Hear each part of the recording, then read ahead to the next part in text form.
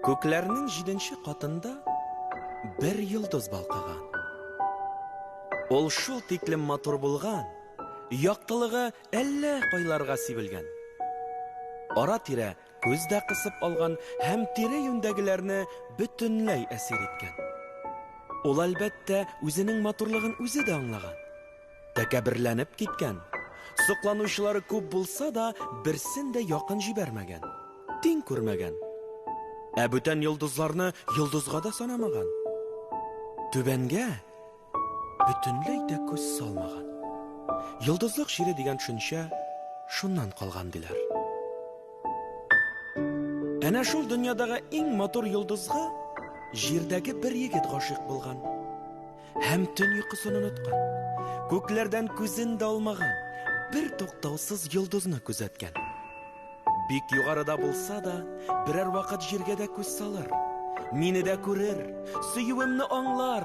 Шуңа да йолдыз бит ул, тылсымлы бит ул дип уйлаган. Йолдызның балкып китүен үзенә карап елмаю дип, җемелдәвен үзенә күз кысу дип кабул иткән. Егет тә елмайган, йолдыз да күз кыскан. Шул рәвешле бик күп вакыт узган. Тик мөнәсәбәтләр генә үзгәрмәгән. Йолдыз үз күгендә балкыган. Ә егет аңа карап җирдә саргайган.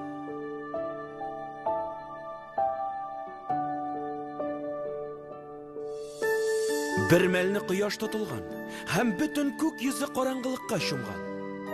Егет аптырап тирә-ягына күз салган һәм янәшәсендә яктылыкның югалмавын күреп гаҗәпкә калган. Аның тирә-ягында да нур сибүчләр бар икән ләбаса. Алар да яктылык, җылылык тараталар һәм кеше дип аталалар икән. Егет үз янында иң яктысы булып балкыган бер кызга эндәшкән. Кайдан пәйда булдың син дигән ул. Мин һәр вакыт синең яныңда идем дигән кыз.